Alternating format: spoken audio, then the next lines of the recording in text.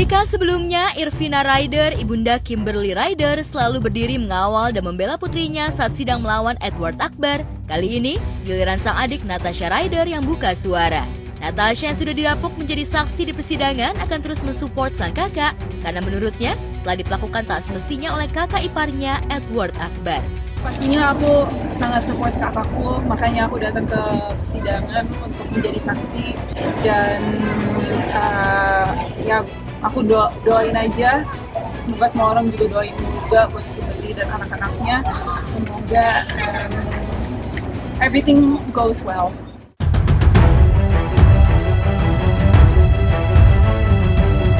Ihwal sikap Edward yang beberapa hari mangkir tak hadir menghadiri persidangan, tapi justru muncul di layar kaca menjadi bintang tamu, juga jadi sasaran sindiran Natasha. Baginya, Edward menunjukkan sikap tak gentle. Ya bisa dinilai dari situ aja ya. Aku nggak bisa berkata banyak, tapi bisa dinilai dari situ. Yang seharusnya dia datang ke persidangan, dia nggak datang sama sekali dan hanya datang ke talk show. Apakah itu make sense?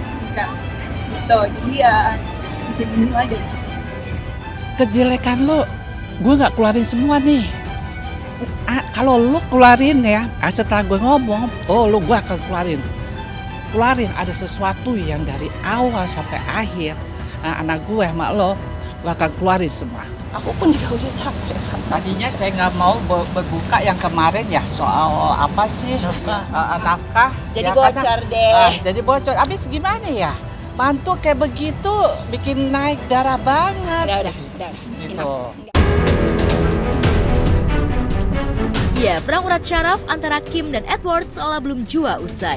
Selain perkara cerai, hingga tudingan KDRT saling lempar tudingan juga kerap terjadi. Satu sama lain sama-sama merasa benar. Edward yang dituding telah melakukan KDRT terhadap istrinya juga merasa Kim telah bersikap kasar padanya. Karena itu, silang sengketa ini terus memanas hingga keduanya sulit dimediasi. Kayaknya semua orang udah tahu, semua orang bisa nilai sendiri gitu. Itu cuman harus pakai common sense. Udah, that's all I can say. Cuman harus pakai common sense. Gue udah bilang, yang kemarin gue udah pernah cerita yang awal kan, Edward, tolong jaga anak gue baik-baik, jangan diapa-apakan, oke? Tapi yang didengar oleh Edward saat itu adalah jangan pernah selingkuh, dan makanya dari situ dia sangat membanggakan dirinya, dia tidak pernah selingkuh. Tahunya setelah menikah ada sesuatu kejelekan dari dia. Saksi ketiga itu menjelaskan tentang yang terakhir di rumahku yang di Bali itu, yang soal penyekapan segala macam itu seperti apa, ya itu. Pastinya kita kesel, tapi ya mau gimana? Apa susahnya sih datang ke persidangan gitu? If you're saying what you're saying is true, kenapa nggak datang ke persidangan?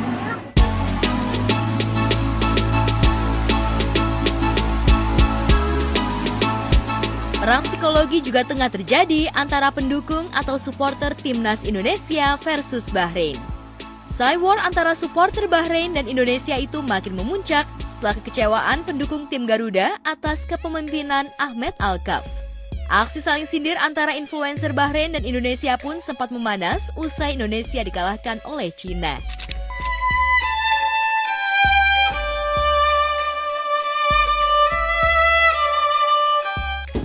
Viral, seorang selebgram asal Bahrain ini menghina backsound Indonesia Raya. Tunjukkan kekuatan kalian, wahai netizen Indonesia. Emang kenapa nih orang? 90 tambah 6 sama dengan 20. Yo.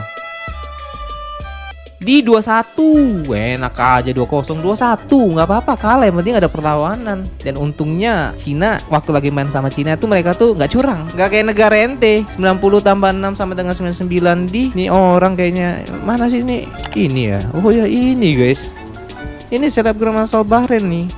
menghina Indonesia. Ini udah bosan main IG kah? Ya nggak tahu kekuatan netizen Indonesia. Nggak suka hilang ntar IG lu udah bosan gitu IG lu kan mata pencarian ya. Ntar hilang nggak makan lu baru tahu.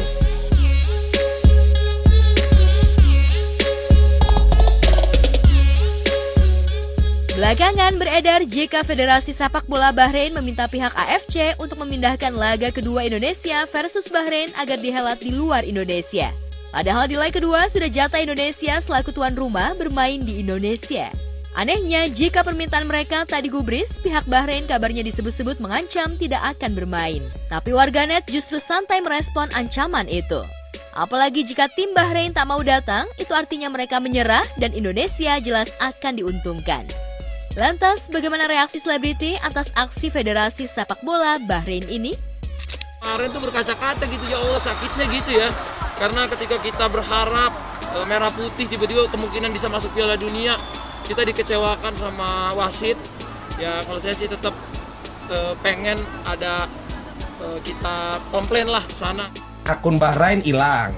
Ya, AFC keserang. Kemudian juga wasit take down. betul. Sampai akhirnya kabar terakhir katanya masyarakat Bahrain minta perlindungan cyber attack yang mereka alami dari apa yang terjadi gara-gara kepemimpinan wasit ini. Gue nggak tahu nih positif negatif, tapi maksud gue paling tidak kalau kita akhirnya ada yang bilang kan kita termasuk lah, misalnya Justin ngomong ya kita harus lobby AFC segala macam. Ya. Kita harus ini. Bagi gue susah juga. terlalu susah. Lobby AFC. Tapi dengan netizen kita dan akhirnya ini berita ini sangat Heboh, luas dan semua orang bola di dunia melihat ini, bagi Cina gua deg-degan. itu lebih pressure. Betul. Karena gua nih kalau gua mau Kalau ngisengin lawan mereka, ini orang-orang Indonesia ini kalau nyerang begini gitu. Yang paling